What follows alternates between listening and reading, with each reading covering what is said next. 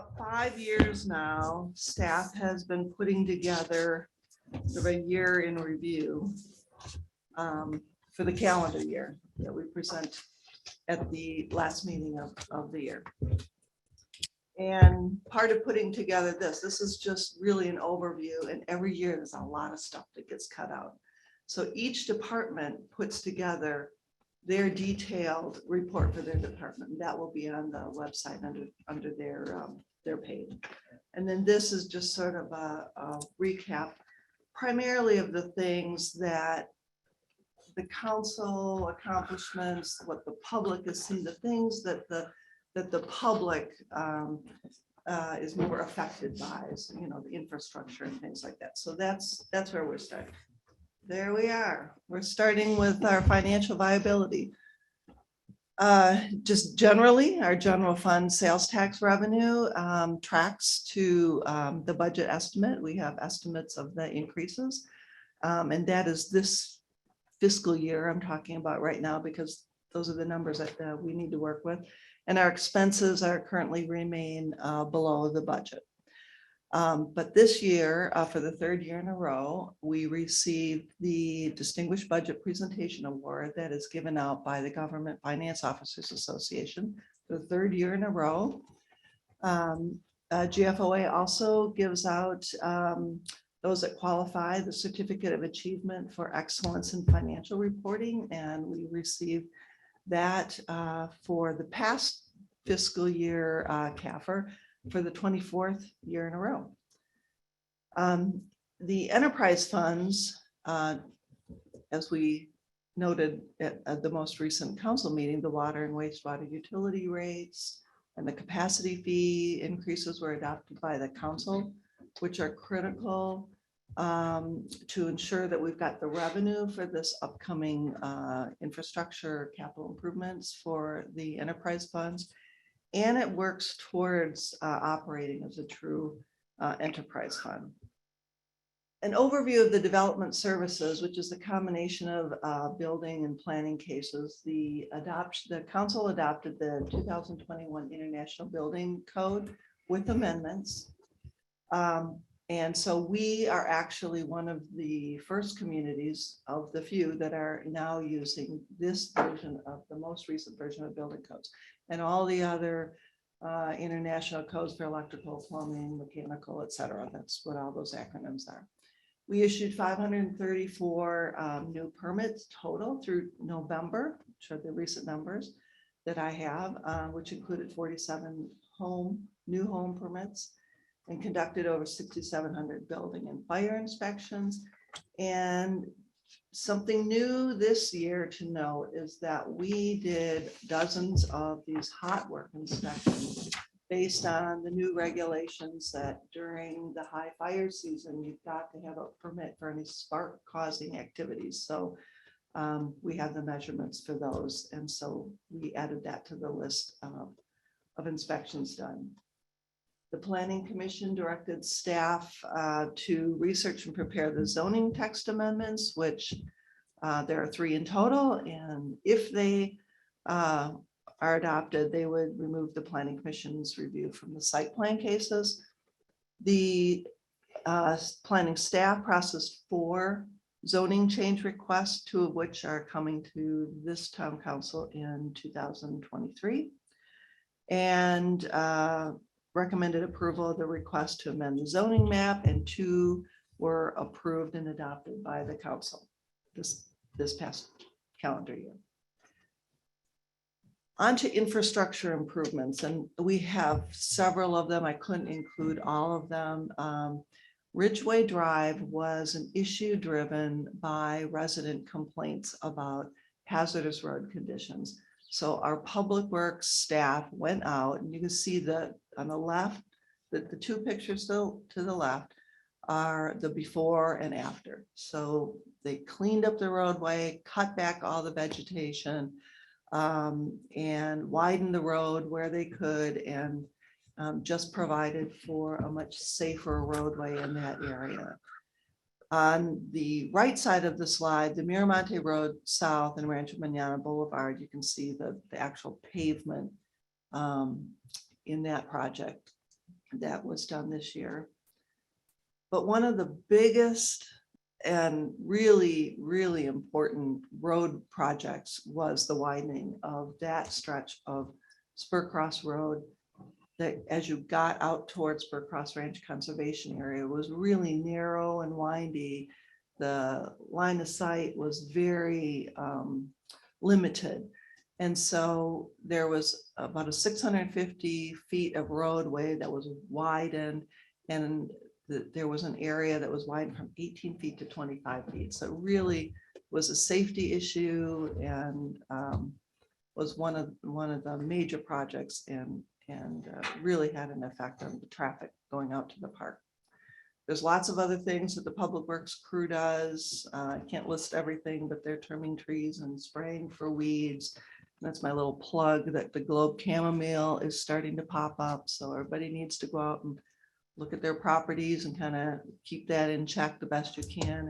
And we'll be getting notices out to the public in the next week or so about that. The trail projects, these are the new trail projects that we're listing here. There's a pedestrian pathway extension from Grapevine Road south to Cape Creek Road that completes a neighborhood loop trail connecting Spur Cross to Schoolhouse.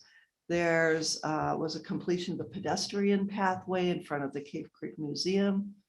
And the staff is still working to acquire trail easements within the town core, as we heard in the presentation earlier this evening, so that we can connect neighborhoods into the commercial core and have safer pedestrian access. The one thing we don't have photos of here, the big project, was really a maintenance project of the Spur Cross and Schoolhouse trails. Those were put in almost 15 years ago, and they're really well used, and which is a good thing, but there's a lot of maintenance. So that was a big maintenance project. And as we complete these trails and get everything together, we'll be focusing more on maintenance for the future. That'll be where funds in the budget will be used for. And they also completed a staff inventory and mapping of all the existing trails. And so in 2023, you're going to see a map put together for public use, which we haven't had. So that's a really good thing. We don't have any pretty pictures of the City Phoenix Interconnect because Black and Beach this year was working on the design for the new potable water supply connection with the City of Phoenix. So that site will supply both pressure zones 1 and 4, and the site will also have a 1 million gallon storage reservoir and will accommodate the relocation of the CAP 4 booster site. So we're going to keep moving along on that project. The SCADA system upgrades in 2022, we got to our final phase. We've been working on this since 2020. The system allows for monitoring and control of sites remotely, and the system provides staff with alarms to warn of issues at the site. So this is all those neat little wires. Here's what they finished up this year. Rancho Mañana lift station. That came up a lot this year. We had a lot of bad storms, a lot of water with the I&I into the collection system. And so, as Sean said earlier, 90% of the town's wastewater passes through that lift station. And so it's critical that the pumps can handle the normal flow. And we had a lot of big storms and the stormwater inflow. So they're working on that collection system separately. But at Rancho Mañana, one of the 2 pumped discharge lines developed a leak and needed to be repaired. The new flow meters that they installed allow staff to better monitor the performance of the pumps at the site. And so we, knock on wood, we haven't had any issues with the most recent storms affecting that lift station. There were a lot of collection system repairs made by, the assessment was made by GHD. That was completed, and as part of the scope, GHD collected survey data on all the town's manholes and allowed them to create a more accurate model of the collection system. And again, that's to be used for the flow evaluations and future planning efforts. Wastewater treatment plant, there's a new chlorine storage tank and pipe work that was installed at the chemical area, and a new bar screen and grit classifier units were installed for the plant headwards. Water distribution system, the staff worked with the developer to install new 580-foot section of 8-inch water line on 49th Street, north of Carefree Highway, which completed a gap in the water system. The water treatment plant, they installed the new elevated walkways by the Paul trailers and a staircase by the main building. So they make an improvement for the staff, access around the plant and safety for the staff as well. In public safety, a lot happened early this year. January 3rd was the official startup of the Cave Creek Fire and Emergency Medical Services. And that is through an IGA with Daisy Mountain Fire and Medical. A few days later, Cave Creek Daisy Mountain Fire Department Emergency Services was officially accepted into the Regional Automatic Aid Response System by the Central Arizona Life Safety Council. And we finalized the purchase of the town fire station #1, January 11th.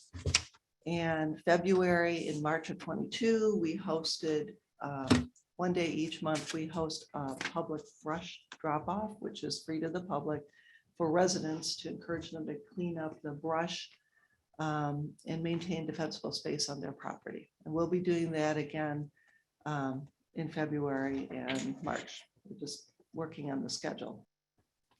Then May through July, we increased our daily brush truck staffing for the high wildland fire danger conditions, which we actually ended early because of the monsoon rains that we received. So we saved about $45,000 because of the monsoons hitting early. And June 13th, we took delivery of the town's brush truck. And there's a picture, the shiny new piece of equipment with the town of Cave Creek Fire Department logo on it. And then in November, we updated the Cave Creek Emergency Operations Plan so that we've incorporated all of the changes and all of the updates to our emergency services in that plan. We had a lot of activity that really was a community collaboration. We have an agreement between the town and Cave Creek Rodeo Committee. And so we worked, the rodeo in March 2022 was very successful. We have the Cave Creek Tourism Bureau that is run by a wonderful group of volunteers headed by Nina Spitzer. She's like the volunteer of all the volunteers. So she does a wonderful job. She puts out a monthly newsletter and they put together a concierge bus tour and dinner that the planning director assisted with getting that funded and put together. There were 22 Valley area concierge and hospitality professionals that attended. And we also worked with the planning staff to put together the new resident packet that is now handed out at the Tourism Bureau. So it has a little of everything in it, from town regulations, if you're going to build, if you're going to, need a permit for something, to what to do in town, and all kinds of information. It's really a nice, good packet, and we've handed out a few already. So if you know of anyone that moves into town, it's new. Now, you send them over there, they can get educated and get a new packet. And it's really, really a great thing. The local landmarks program continues. That was established by resolution of the mayor and town council, the very last meeting of 2021. So the American Legion Post 34 and the Cave Creek Museum have already been awarded their respective plaques, and there are several more coming that will hit in the new year. The Foothills Food Bank and the town of Cave Creek entered into lease agreements to locate the new food bank pantry at 42nd Street and Carefree Highway. And that allows for the construction of a public works and utilities office and lab space for the town. So it's a great collaborative opportunity. The purchase and sale of a sale agreement between Maricopa County Parks Recreation and Desert Foothills Land Trust for the acquisition and preservation of 30.6 acres adjacent to Spur Cross Ranch Conservation Area just occurred. The town of Cave Creek and Maricopa County each paid 50% of the cost to acquire the property. But the Desert Foothills Land Trust really worked hard to pull this together. Took over 2 years of effort to work through the process and the intergovernmental agreement and solicit and select the qualified land appraiser and negotiate the terms and conditions of that. But that was another huge collaboration and very successful for the town and the county. We end this with the staff, most of the staff, not everyone was there, that helped make this happen from day to day. And that is 2022 in a nutshell. Well done, Gary.